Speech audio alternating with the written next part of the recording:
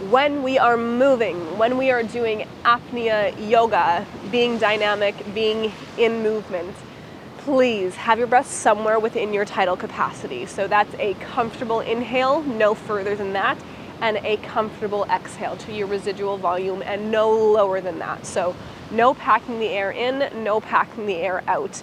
Lung tissue is delicate. If we overfill it and then proceed to move, you can injure yourself, and that's not what this practice is about, all right? Start by finding yourself a comfortable seat. That could be onto the knees, it could be onto the tush. If your knees don't like to bend like this, you could be standing on the knees. Any which way you can find stillness. Might need to get a little bit of wiggles out first, like roll the shoulders back, swivel the head side to side, sway the spine, but eventually find that center point.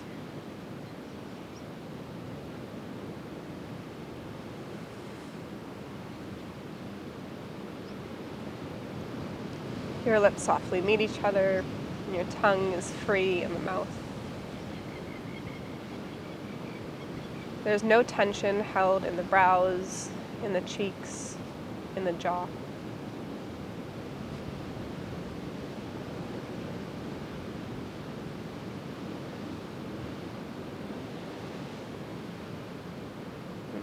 Your seat is somewhere between effort and ease. You've got just enough effort in the posture, especially the abdomen, to hold yourself up.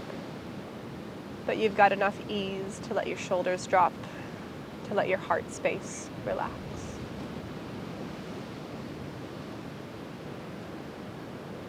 Smooth tidal breaths, in and out.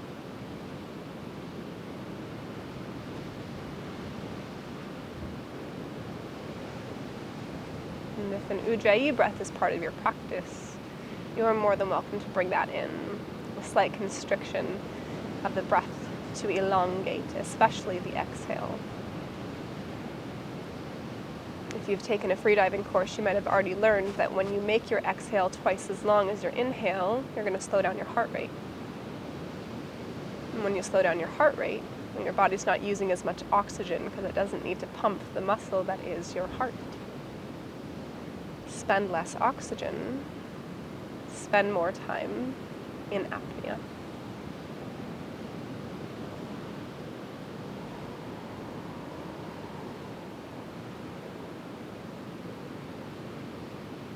A few rounds of breath here in silence before I'll guide us into movement.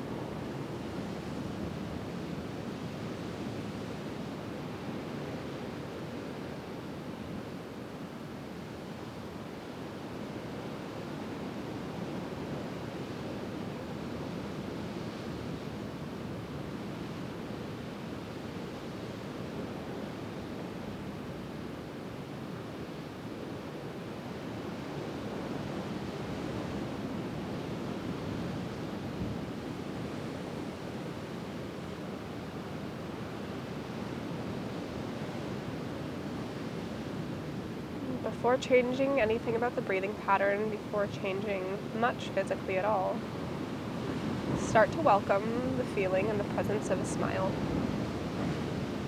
Just a slight curling of the corners of the mouth. And let that presence wash over you into the mind space, into the heart space, into your gut, into your bones.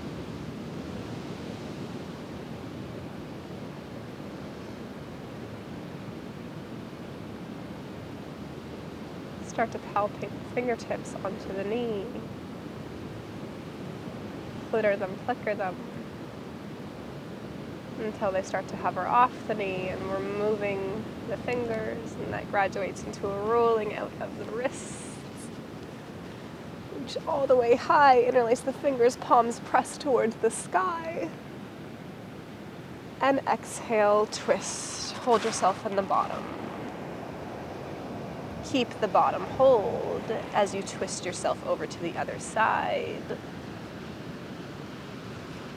And then inhale, center. Hold the breath tall.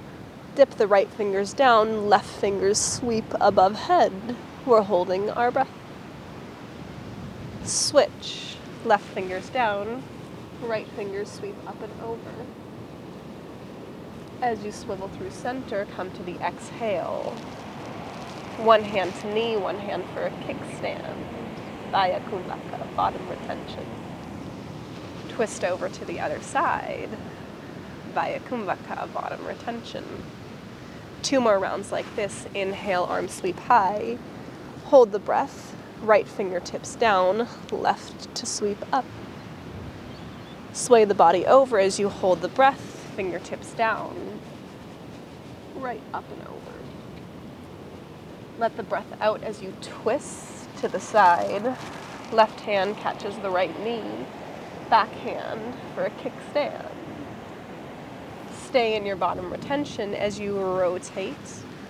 Right hand catches the left knee. Back hand to help you grow tall. Last round. Inhale up high. Dip the fingers.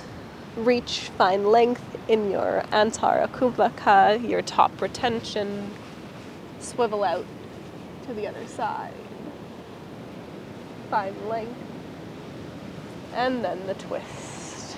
Wring out the air in the lungs as you exhale. Slowly rotate over to the other side, staying in your bottom hold. And then back center. I want to call them rescue breaths. It's a different R word. Brain's not working. Recovery.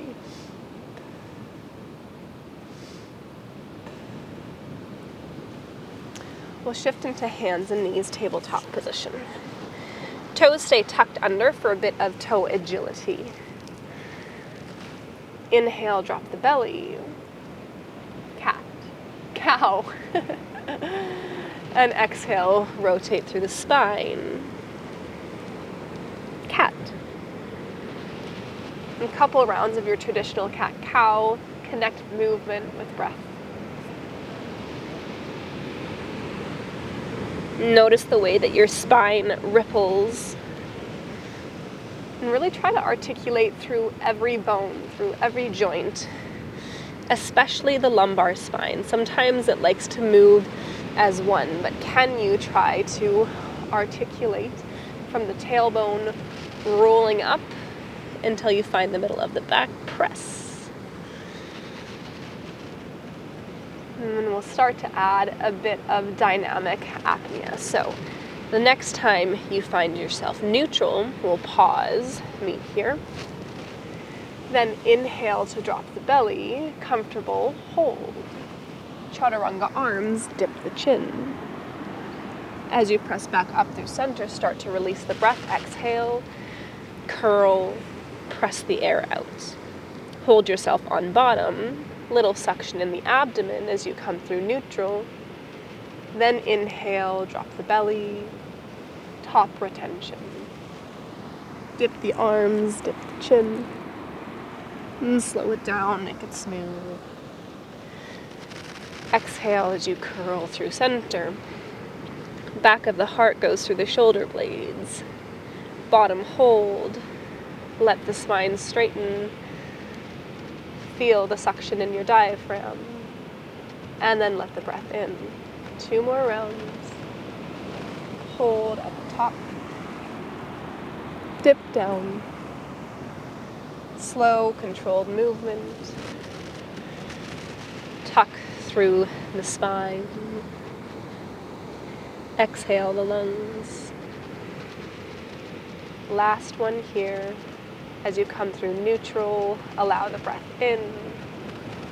Antara Kumbhaka. Press down. Slowly up. Tuck. And stay in your Vaya Kumbhaka as long as you'd like.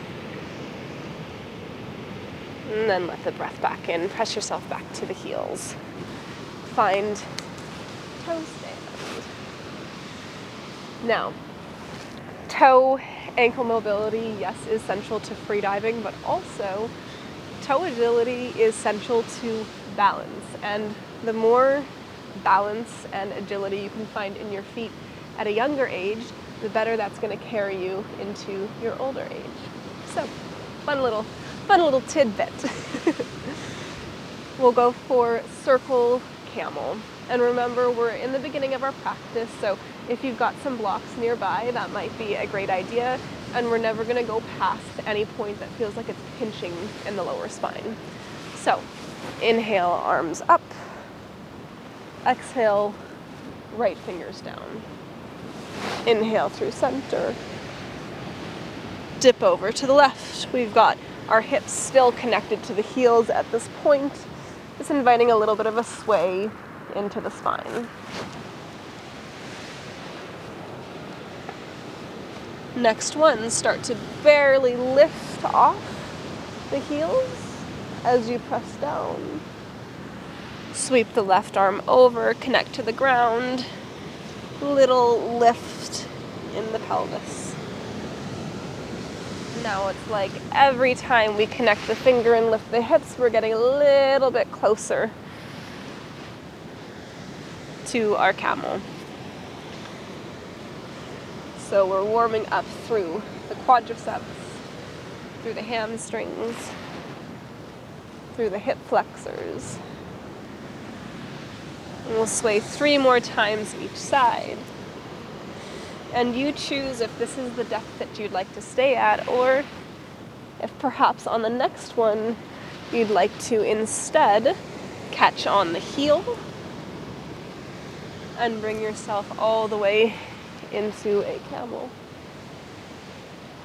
Circle out, catch the heel.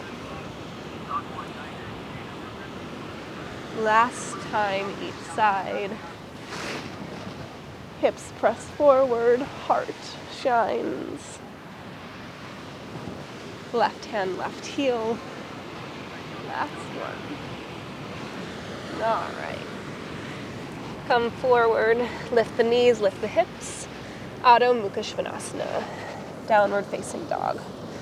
We'll take a minute to pedal out through the feet. Let the toes become flat, if they can.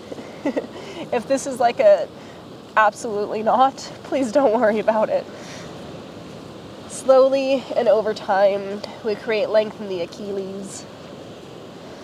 And let's really shorten the dog. So shorten your stance, widen out. We'll go for the twist. Left arm reaches towards right ankle. Little bend in the knee. And we're stretching through the subscapular space. Especially if you're doing no fins, or you're a no fins human, the subscapular space is tricky to stretch and important to stretch. A little bit of a sway into it. Your breath is smooth. One more full cycle here. And then replant left fingers. Right reaches for the twist. Bend into the knee at first. And you can use that bend and straightening action to get a little bit of pull going through the back of the shoulder blade.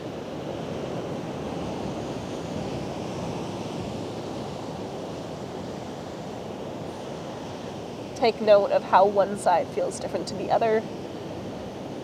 Often they're not going to be totally even. I'd almost bet money that they're not totally even. And that's totally human. One more breath. And then reacquaint your dog. Hands and hips, shoulder.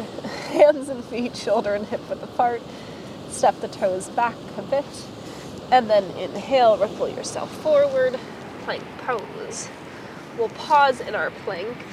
Get your hand lock strong, your Hasta Bandha. So wrist creases are parallel to the top of the mat. all your finger pads are connected, but you could lift your knuckles, like scrunching like spider fingers, like the same way that your toes grip the ground when you walk.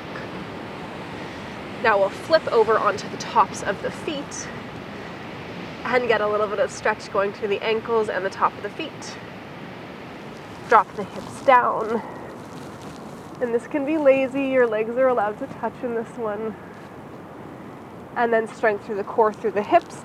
Press up and just barely through, not all the way to a down dog, but a little bit higher than plank. Let the hips drop. Relax through the belly, and then engage the core, the hips, as we lift up. A couple more like this. Strengthening through the spine, stretching through the front body, engaging the core, all these things. These are monofin things.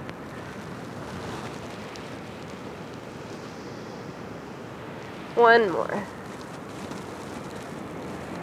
And the next time you find yourself in plank, reflip the toes, Adho Mukha Svanasana, downward facing dog. Walk the fingertips back to the feet, widen the grip, ragdoll. So you can have a generous bend in the knees and start to sway side to side.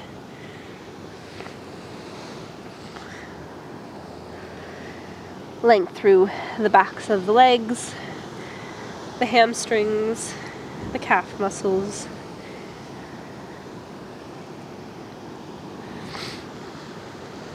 And then start to heel toe together, big toe mounds to touch. Exhale, fold. Stay empty, fingertips pressed to shins, Uddiyana Bandha.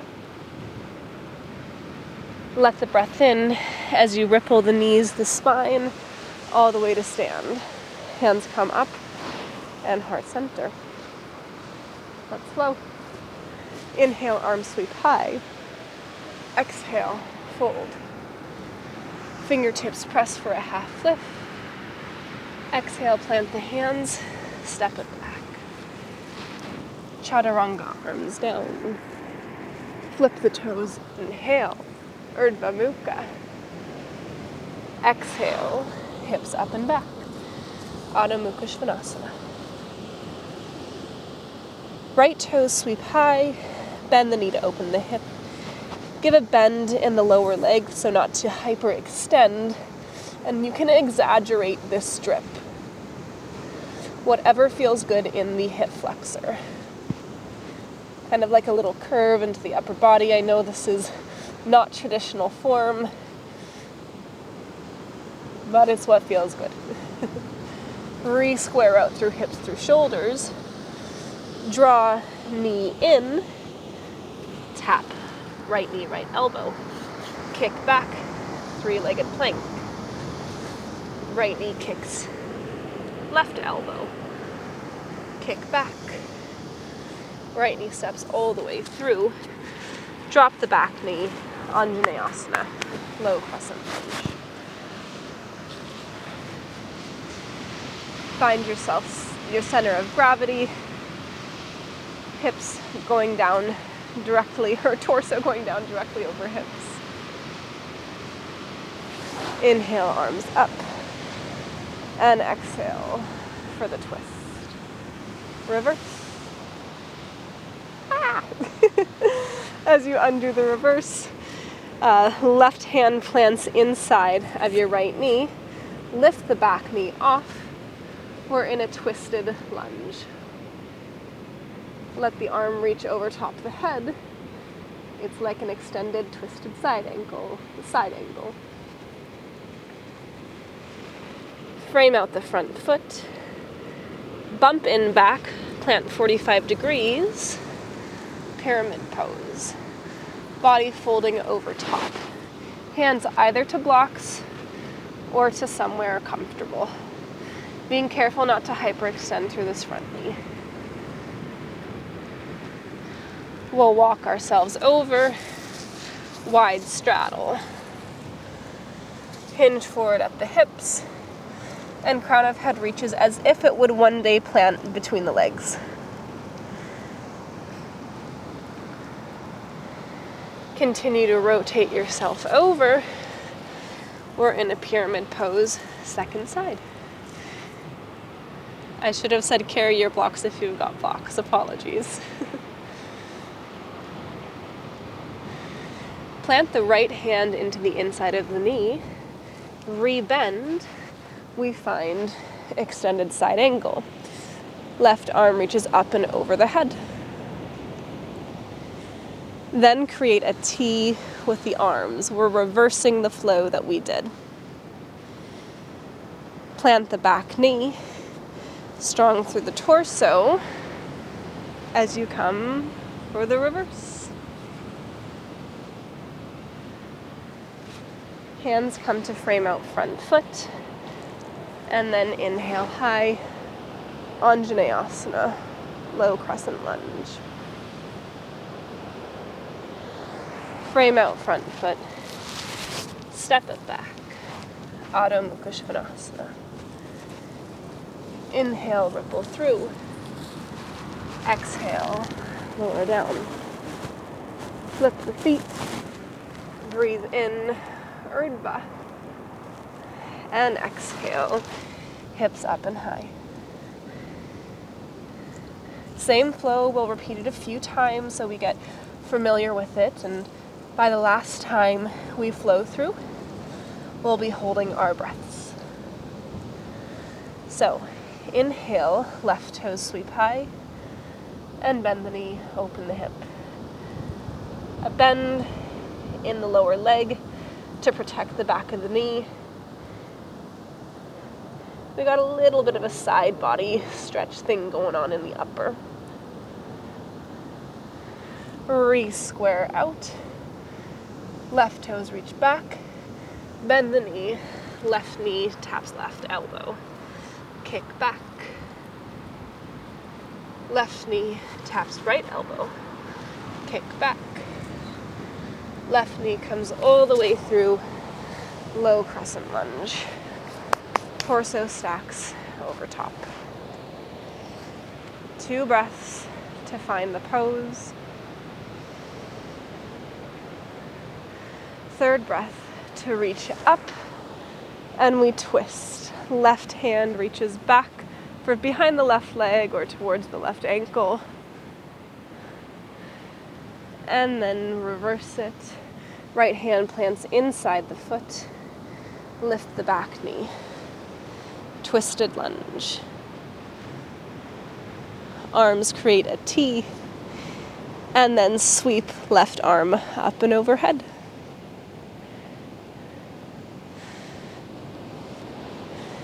Frame out front foot, bump the back foot in 45 degrees, pyramid pose. A gentle micro bend in the back of the knee, always to protect. Never wanting to hyperextend or put too much pressure on the ligaments. And for the next few cycles of breath, slowly walk yourself over, wide straddle. Inhale as you lengthen through the lower spine, and exhale to fold. Feel the stretch, perhaps from where the hip bones, where your femurs enter your pelvis. And all the many muscles surround them. You'll know them as the hamstrings. It's really a large group of muscles. Walk the hands over, pyramid second side. Back foot bumps 45 degrees, front leg is straight. We carry our blocks if we need them. Blocks are just to bring the floor closer to you. They're kind of nice. And then rebend into the front leg. Back toes can go to a plant. Left hand down, right arm to sweep up and over. Next breath, arms to stack to a T.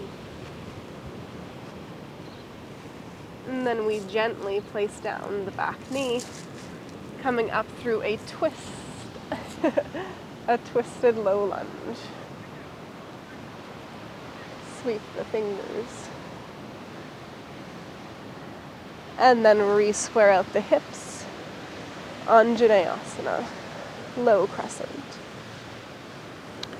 Frame out front foot, step it back, exhale, lower down, flip the toes, inhale, Urdhva. Plant the toes, Adho Mukha Svanasana, downward facing dog. 4 smooth cycles of breath here in your down dog. Option to drop down to child's pose if you'd like to take a little rest before we start flowing, smoothing it out. 2 rounds left. This next round is going to be 1 breath, 1 movement. And then the final round, you guessed it, that's your apnea flow.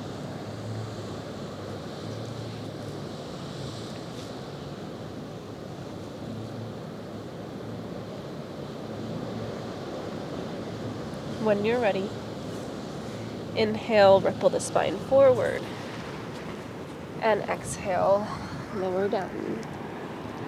Flip the toes, inhale, Urdhva Mukha, and exhale, hips up and high, Adho Mukha. Right toes sweep high, bend the knee to open the hip. One and only option to drop over to Wild Thing if you like to go there. And then flip yourself back over. 1 breath, 1 movement. Right toes, right knee taps right elbow. Kick it back. Right knee to left elbow. Kick it back. Right knee steps through. Drop the back knee. Inhale, high, low lunge. Find the twist in the upper spine. Back hands reach down, right fingers up and over. Plant right hand inside of the front foot, lift the back knee. We find a T. Melt the fingers up and over the head. And then square out front foot. Bump the back in, pyramid pose.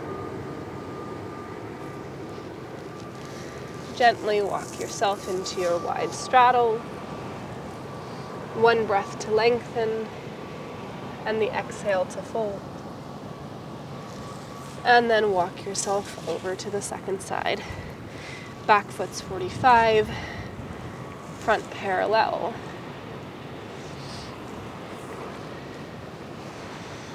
Plant right hand into the right side, inside of the foot, big toe side.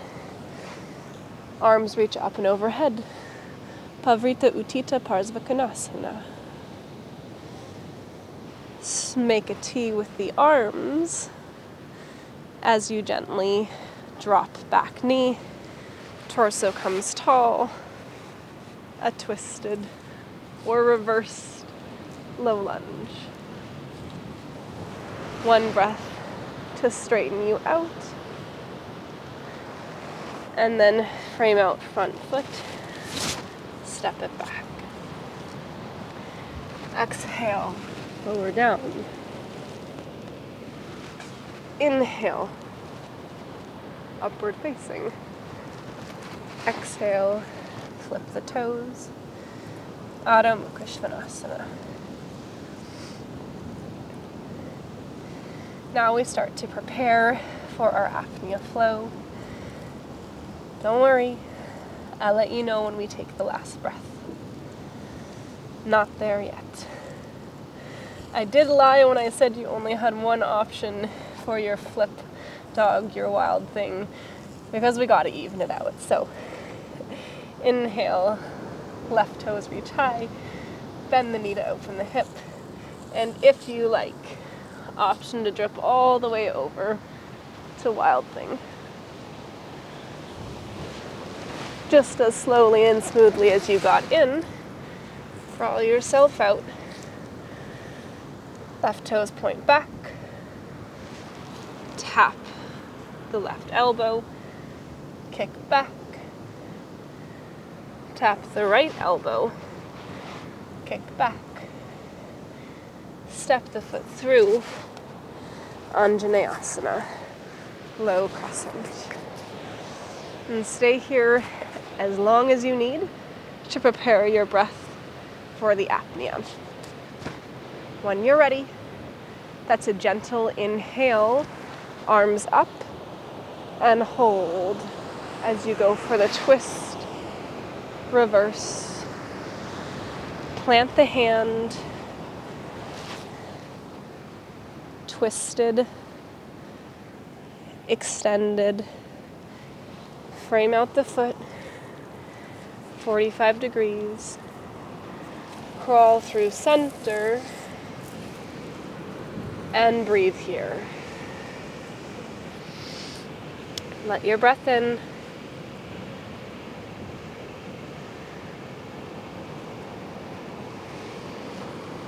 And we'll crawl over to the second side.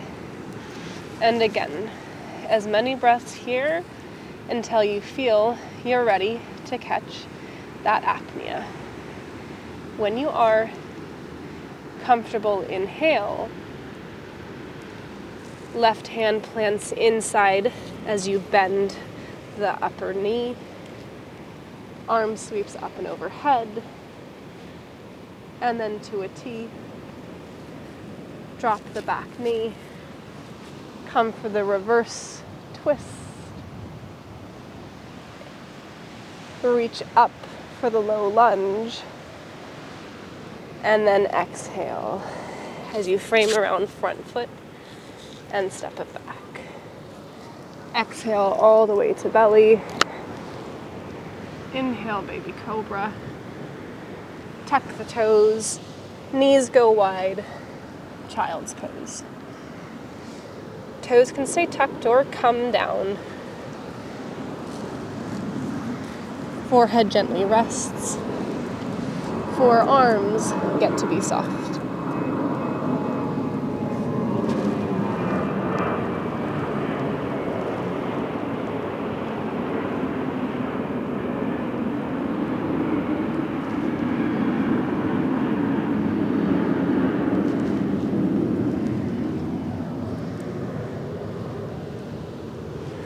Crawl yourself up. We'll come for a round of pigeon pose on each side. Starting with the right leg. So right shin is somewhere between 45 and 90 degrees to the top of the mat. If you need to fill some space between the hip and the ground, you can take a block and place it underneath the leg that is straight. So place it in the pelvis where the left leg is going back. Try to square yourself so hips come square.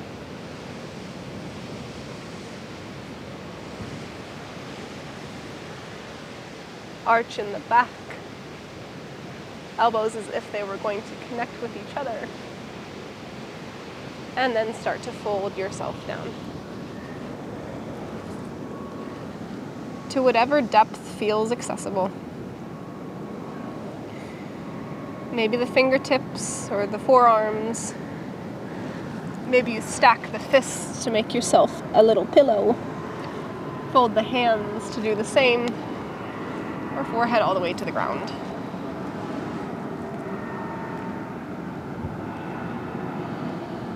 And when it comes to this really large muscle group that is your hip, your IT band, your psoas, it's getting into a lot here, this pose. So we give it a few extra breaths and a reminder to reconnect with that sense of peace, that sense of silence that you cultivated in the beginning of practice.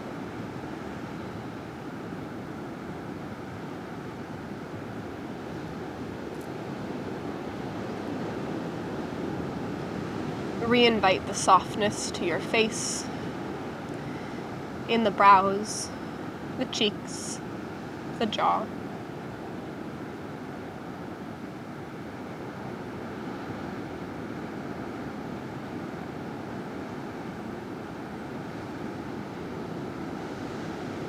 Make your next cycle of breath here the longest, the smoothest cycle that you've taken perhaps all day.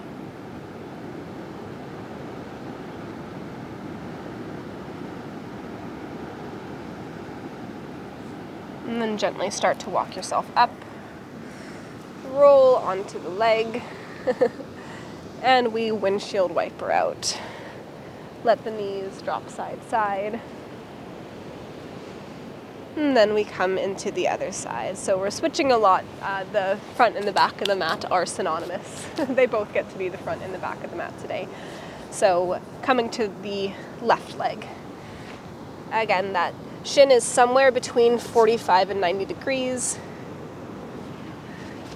It is my belief, what I've learned about anatomy, physiology, and the difference in bodies, is that oh, Sydney and the plains, bless, that a knee that is totally 90 degrees could probably dislocate a lot of people's knees. So the goal of any yoga pose isn't to get it to, quote, look like the textbook, but it's to tune into your own body and figure out what variation works for you.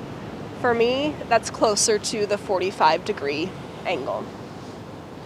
Square the hips through, maybe adding a block or a bolster underneath to fill the gap. Back leg points out straight. First we crawl tall, fingertips press, shoulder blades kiss, chest shines, chin lifts, and then start to crawl yourself down into whatever depth is accessible on this side. Maybe similar to the other, might take you a little bit longer to get into one side than the other, and it's not to be a point of frustration, it's to be a practice of noticing.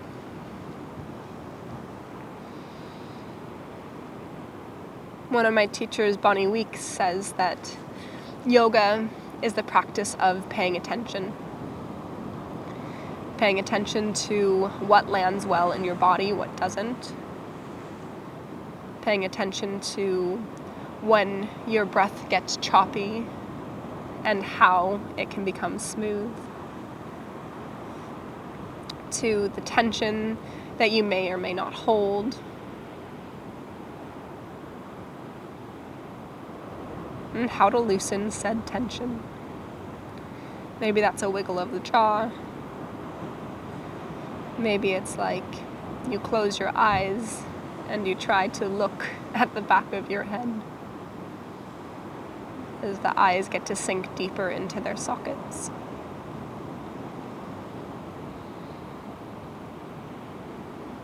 A good way to slow down the heart, to slow down the mind, is to tap into the breath. Again, using that trick of exhales twice as long as inhales is like an immediate jump start to smooth, to slow.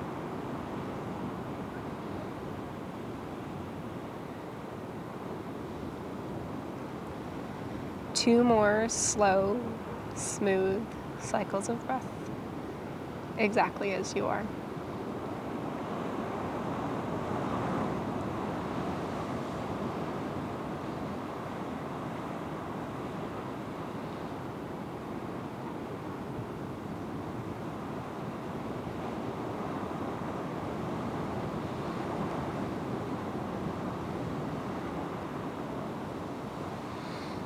And then start to quietly walk yourself up, roll out onto the hip, and let the knees come windshield wiper out through the hip sockets. And the only other place we're going is Shavasana. So if there's any shapes that you'd like to take before we get there, you're more than welcome. But if you're ready to relax, let the feet extend out long, the spine find contact with the ground, a little tuck into the lower spine and maybe move the meat away from your sit bones. Shoulder blades roll down the back, getting as much of your body physically touching the ground as possible. And here we lay.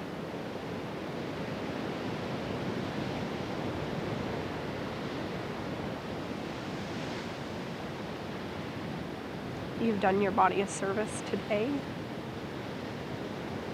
by not only moving the body and warming through the joints and muscles, but also through the tissues of the lungs and the accessory breathing muscles, your intercostals, your diaphragm.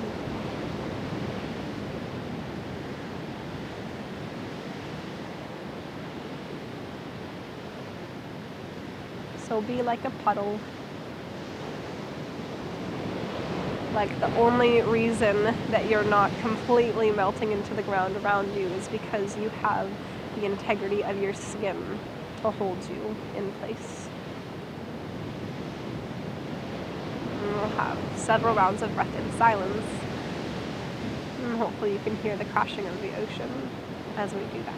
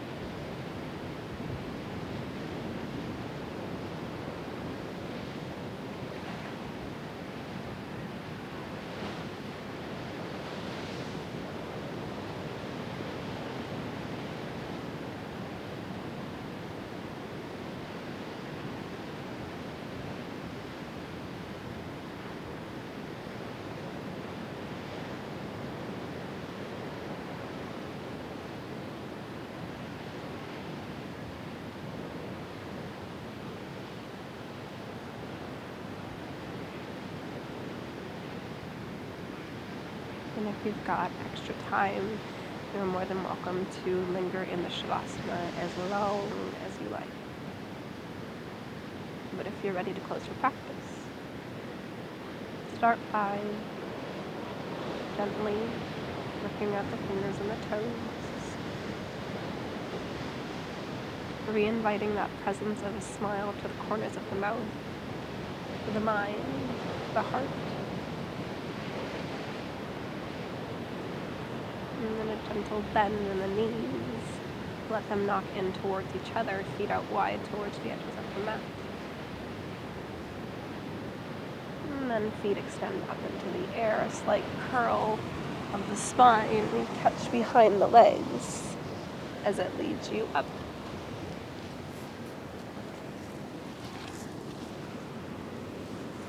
Easy seat.